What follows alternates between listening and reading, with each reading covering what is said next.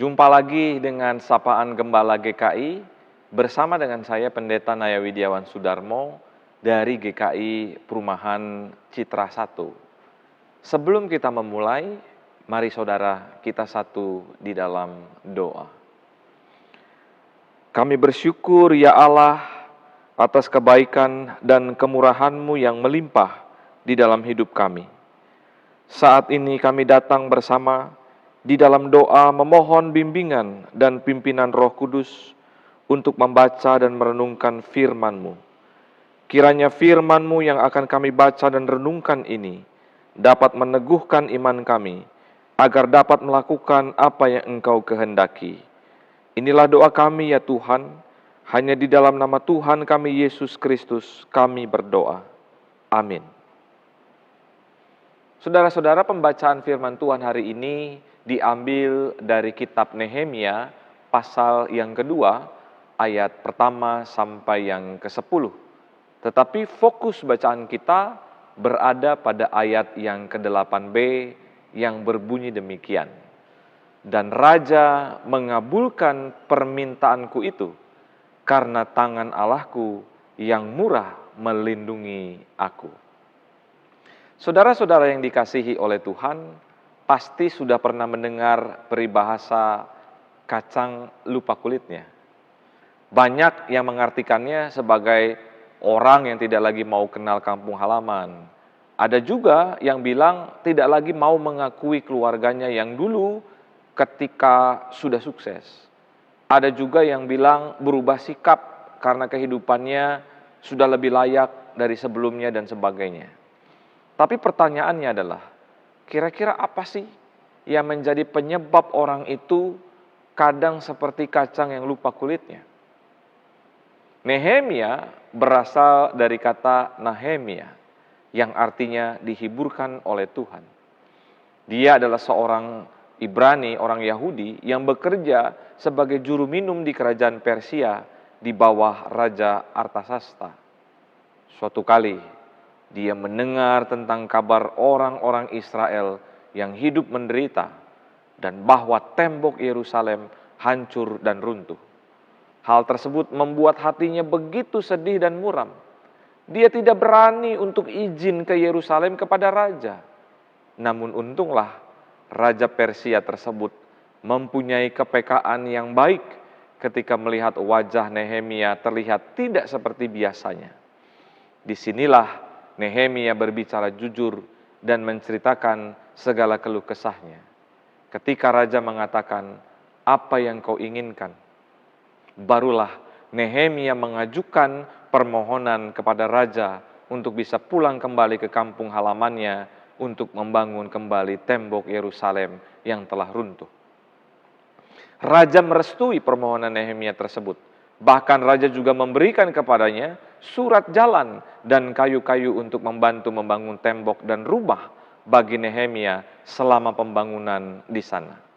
Semua keinginannya yang terwujud ini, Nehemia menyebutnya dengan sebuah kalimat, "Karena tangan Allahku yang murah melindungi aku." Yang menjadi pertanyaannya adalah, bukankah Nehemia sudah hidup mapan di istana raja dan tidak mengalami penderitaan? Bahkan Raja Artasasta juga sangat mengasihinya. Buat apa dia susah-susah pulang ke Yerusalem dan sibuk membangun tembok yang sudah hancur? Ini disebabkan karena baginya tanah leluhur, tanah kelahirannya, bangsanya merupakan bagian dari dirinya yang tidak bisa direnggut oleh apapun juga. Nehemia menjadi getir ketika tahu bahwa bangsanya menderita. Simbol kejayaan negerinya hancur berantakan. Ia merasa harus turut bertanggung jawab dalam membangun negerinya kembali dengan apa yang ia bisa. Ini yang namanya sense of belonging. Mempunyai rasa senasib dan sepenanggungan. Kacang yang tidak lupa kulitnya. Dalam perjalanan pembangunan tembok Yerusalem tersebut, Nehemia juga dikenal sebagai pemimpin yang mahir, yang tidak transaksional, yang jujur, yang berani, bahkan yang mau terjun ke lapangan dan bisa berkoordinasi dengan pihak-pihak terkait dengan baik dan benar, walaupun saat pembangunan tembok berlangsung, ia berjumpa dengan orang-orang yang membuatnya sulit. Namun hasilnya, tembok Yerusalem itu terbangun kembali. Bahkan ia bersama Ezra menanamkan kembali ritual peribadahan Yahudi yang meneguhkan hukum-hukum Taurat, sehingga umat Israel hatinya menyatu kembali sama seperti tembok yang disatukan dari keruntuhannya. Saudara-saudara, saat ini kita hidup di era digital yang begitu luar biasa hebat. Tanpa kita sadari, kita sedang dilatih untuk menjadi orang yang manja teknologi. Artinya kita mau terus dilayani oleh teknologi dan tidak mau terpisah dengannya. Entah dipakai untuk apa, yang pasti teknologi itu sangat dibutuhkan. Semuanya serba mudah. Lapar gampang cari makan, belanja juga gampang, cari obat juga gampang, konsultasi sama psikolog karena stres, diputusin pacar, atau juga gampang cari jodoh juga ada aplikasinya. Game juga udah lebih keren. Kena macet atau nyasar juga bisa pakai GPS. Dan yang paling penting, cari firman Tuhan sekarang ada sapaan gembalanya. Saya bukan ingin mengatakan bahwa teknologi itu buruk bagi kehidupan kita sebagai manusia. Bukan. Yang ingin saya tekankan adalah manusia membutuhkan teknologi sebagaimana teknologi membutuhkan manusia. Masa depan peradaban bukanlah ditentukan oleh siapa yang lebih berguna antara manusia dan teknologi. Namun masa depan tersebut ditentukan oleh kombinasi sempurna antara manusia dan teknologi. Kita saling membutuhkan. Jadi bukan teknologi yang memperbudak kita, namun kitalah yang menggunakan teknologi tersebut. Jika kita tidak dapat memanage diri kita dalam mengelola teknologi secara khusus, media sosial, maka sering kali kita bisa menjadi pribadi yang mudah melupakan bagaimana dulu kita terbentuk. Sebab di zaman digital ini, kita selalu diajar mengenal bahasa upgrade, mengenal bahasa upsize, mengenal bahasa upload. Bahkan video ini juga akan diupload. Yang mengindikasikan kita itu dipacu untuk selalu menjadi yang terbaru dan terdepan. Tapi terkadang jika sudah berada dan terbiasa di posisi terbaru dan terdepan, kita itu kadang kalau nengok ke belakang itu lehernya bisa jadi sakit. Jadi dari manja dan kemudahan teknologi tersebut bisa mudah melupakan siapa diri kita dulu yang sebenarnya. Tapi kacang lupa kulitnya bukan hanya soal yang demikian. Atau seperti orang yang lupa tanah leluhur atau kelahiran atau bangsanya atau keluarganya atau apapun itu. Kacang lupa kulitnya juga bisa mengarah kepada kehidupan spiritual kita.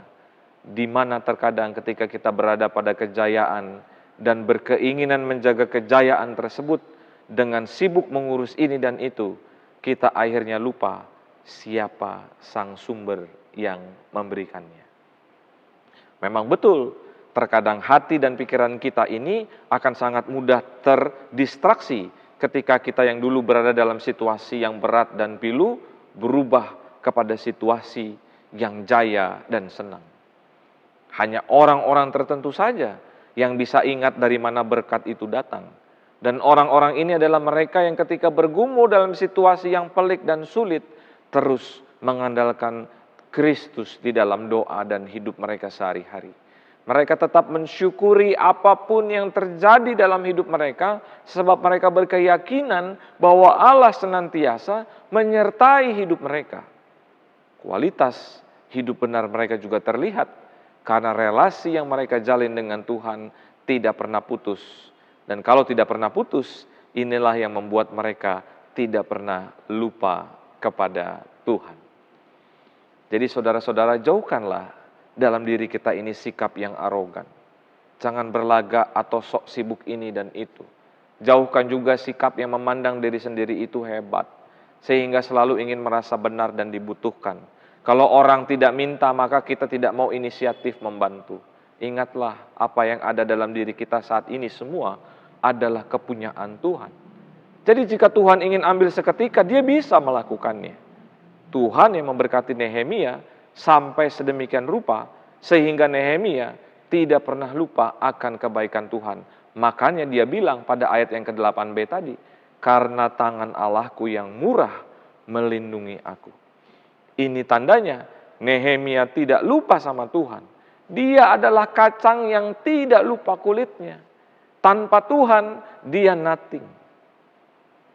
Tentunya, Nehemia setelah selesai membangun tembok Yerusalem, kembali ke Persia. Dan kemungkinan besar, ia meneruskan pekerjaan yang menjadi juru minum raja. Ia pasti berterima kasih atas kebaikan raja yang telah menolong. Ia menghargai orang-orang yang sudah memberi tangan untuk membantunya. Inilah orang yang tahu diri, orang yang tahu apa itu manner, orang yang hidupnya dekat dengan Tuhan, orang yang tidak pernah melupakan kebaikan Tuhan di sepanjang hidupnya. Dan kiranya kita semua yang adalah murid-murid Tuhan juga dapat berlaku demikian. Bagaimana caranya? Yang pertama, mari kita tekun melayani Tuhan. Jangan jemu-jemu. Yang kedua, mari kita rajin dan jujur dalam bekerja.